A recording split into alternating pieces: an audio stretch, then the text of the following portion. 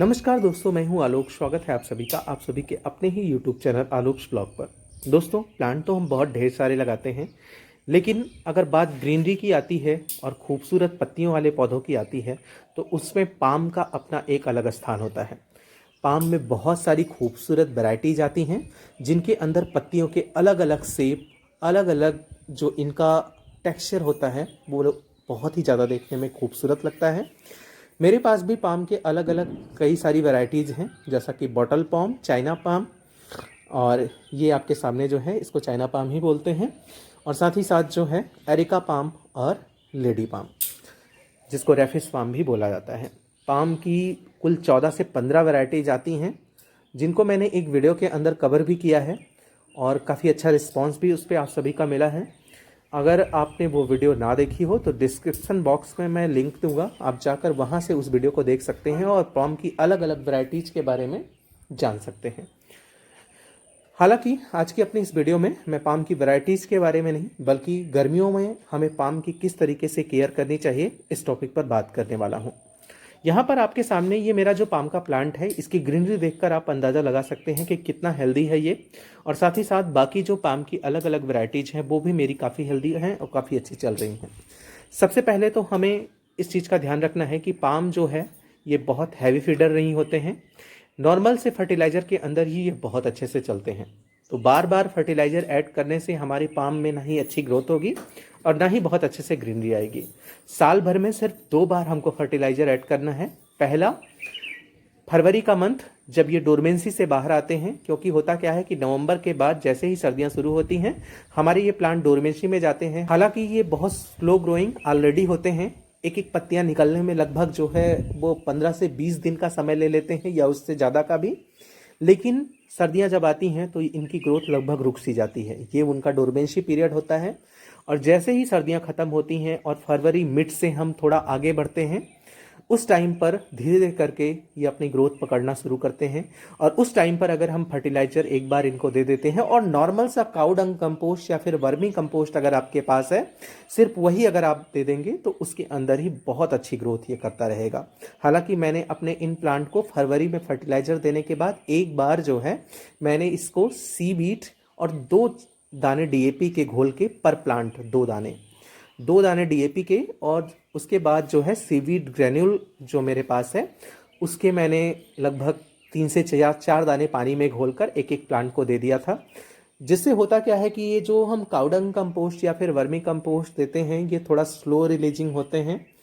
ये flowering plant के लिए तो बहुत अच्छे होते हैं, लेकिन हमारी ये जो शो प्लांट होते हैं और ये स्लो ग्रोइंग पाम वगैरह होते हैं, इनके लिए होता क्या है कि वो बहुत धीरे धीरे करके जब असर करता है तो ऑलरेडी धीरे ग्रोथ करते हैं, तो ग्रोथ हमको थोड़ा लेट नज़र आती है। लेकिन अगर हम ऐसा करते हैं कि उन खादों को देने के साथ साथ कोई ऐसा कैटालिस्ट फर्टिलाइज़र दे दें जो उन खादों के असर को भी बढ़ाए और साथ ही साथ अपना भी कुछ असर दिखाए, तो बहुत अच्छा रिजल्ट देखने को मिलता है।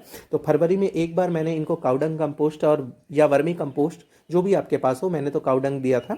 उसके बाद जो है मैंने मार्च के लास्ट या नहीं, अप्रैल के स्टार्टिंग में मैंने इनको जो है वही 2 दाने डीएपी के और 4 दाने सीवीड ग्रेन्यूल के पानी में घोल कर जो है 1-1 लीटर पानी के अंदर दे दिया था।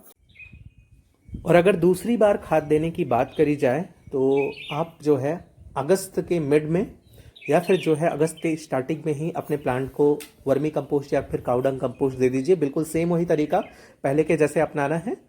लगभग 15 दिन के बाद आप इसको कोई भी लिक्विड फर्टिलाइजर दे सकते हैं। ऐसा नहीं कि आपके पास सीवीड नहीं है और डीएपी नहीं है तो आप दे नहीं सकते, कोई दूसरी खाद नहीं दे सकते।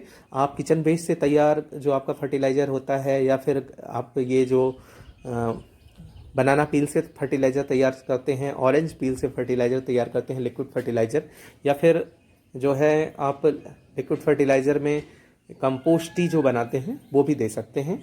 और ये मैं तो कहूँगा कि कंपोस्ट टी की अगर बात करी जाए तो आप 10 से 15 दिन के अंतराल पर, 15-20 दिन के अंतराल पर अपने प्लांट को आपको देते रहना है। थोड़ा डाइल्यूट करके देंगे तो कोई बहुत दिक्कत नहीं आएगी और आपके प्लांट की हेल्थ भी मेंटेन रहेगी। बात अगर पानी देने की करी जाए तो गर्मियों के समय में हमको इस चीज़ का बहुत ज़्यादा ध्यान रखना है। अक्सर ही लोगों के साथ ये प्रॉब्लम आती है कि उनके पाम के प्लांट की पत्तियां जो हैं वो बर्न होती हैं, ब्राउन होती हैं, येलो होती हैं। तो मैक्सिमम वहाँ पर रीजन जो होता है वो वाटरिंग होता है या फिर सनलाइट होती है। पानी अगर हम कम देते हैं तो वहाँ पर भी जो है इसकी पत्तियाँ, चूँकि वाटर बिल्कुल स्टोर नहीं करती हैं, तो पानी की कमी की वजह से ये ब्राउन होती हैं, येलो होती हैं या फिर बर्न होने लगती हैं। और दूसरा रीज़न जो सनलाइट है, सनलाइट भी जब इसके ऊपर डायरेक्ट पड़ती है और जो है होता क्या है कि आपका ये प्लांट जो है ज़्यादातर इसको इनडायरेक्ट सनलाइट पसंद होती है। मेरा भी ये जो प्लांट है इसको मॉर्निंग में लगभग आधे घंटे की सनलाइट यहाँ पर आती है और उसके बाद ये पूरा दिन शेड में रहता है। तो कोशिश ये करिए कि इनडायरेक्ट सनलाइट के अंदर रखिए, लेकिन अगर आपके पास ऐसा प्लेस नहीं है तो ऐसी जगह पर प्लेस कीजिए जहाँ पर मैक्सिमम मॉर्निंग की 1 से 2 घंटे की सनलाइट मिले, उसके बाद आपका प्लांट जो है वो शेड में रहे। ग्राउंड पर तो ये अपने आप को किसी तरीके से एडजस्ट कर लेते हैं, लेकिन जब पॉट के अंदर लगे होते हैं तो सनलाइट का ध्यान रखना हमको बहुत ज़्यादा ज़रूरी है। अगर इसको ज़्यादा सनलाइट मिलेगी तो आपके प्लांट की पत्तियाँ जो हैं वो ब्राउन होंगी, येलो होंगी और सबसे ज़्यादा जो है बर्निंग प्रॉब्लम उसी कंडीशन में देखने को मिलेगी। यहाँ पर आपको दिख रहा होगा मेरे प्लांट की एक भी पत्तियाँ ऐसी नहीं हैं जो कि येलो हो रही हैं, ब्राउन हो रही हैं या बर्न हो रही हैं। हाँ, बहुत बार ऐसा होता है कि जब सर्दियाँ ख़त्म होती हैं उस टाइम पर इनके अंदर जो है वो येलो, ब्राउन ऐसी पत्तियाँ दिखाई पड़ती हैं, तो चिंता करने की कोई बात नहीं है। वहाँ पर पुरानी पत्तियाँ जो होती हैं वो विंटर के अंदर वो ख़राब हो रही होती हैं या फिर अपने लाइफ साइकिल को कंप्लीट करके प्लांट से जाने की कोशिश करती हैं, तो घबराने की ज़रूरत नहीं है। अगर आपके पास आपका प्लांट उन दोनों जैसे तो मैंने बताया कि ना ही ओवर वाटरिंग, अंडर वाटरिंग का शिकार है और ना ही जो है इसको ज़्यादा सनलाइट मिल रही है, फिर भी आपके प्लांट की पत्तियां अगर बर्न हो रही हैं तो मे भी जो है रीज़न ये हो सकता है कि आपके प्लांट की वो पुरानी पत्तियां हों जो कि अपनी लाइफ साइकिल को कंप्लीट करके प्लांट से अब जाना चाह रही हैं। खाद, पानी और सनलाइट के बारे में बात कर लिया, अब बात आती है मिट्टी की। बहुत बार हम लोग करते क्या हैं कि रिपोर्टिंग के टाइम पर ही गलतियां करते हैं। अक्सर ही मैं अपने व्यूअर्स की प्रॉब्लम्स को देख रहा हूं तो इस चीज़ को समझ सकता हूं कि गलती जो होती है वो बिल्कुल इनिशियल स्टेज पर रिपोर्टिंग के टाइम पर ही होती है। मिट्टी की रिक्वायरमेंट को बिना समझे हम प्लांट को फटाफट जो है रिपोर्ट कर देते हैं, जैसा हमको समझ में आता है। बहुत बार लोग क्या करते हैं, प्योर गार्डन सॉइल के अंदर प्लांट को रिपोर्ट करते हैं। बहुत बार क्या करते हैं कि प्योर सैंड उठाते हैं, उनके अंदर ही रिपोर्ट कर देते हैं, या फिर जो है खाद की मात्रा ज़्यादा कर देते हैं। हर तरीके से जो है प्लांट की अपनी एक ज़रूरत होती है।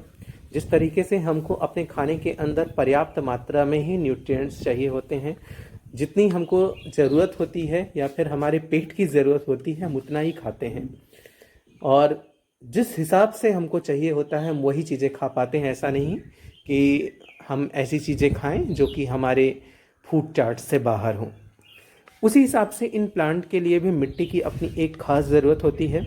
मिट्टी वेल ड्रेन होनी चाहिए, जिसके अंदर एक्स्ट्रा वाटर स्टैंड ना करे, साथ ही साथ वो न्यूट्रिएंट से भरपूर भी होनी चाहिए। इस वजह से जो है खाद की भी उचित मात्रा होनी चाहिए।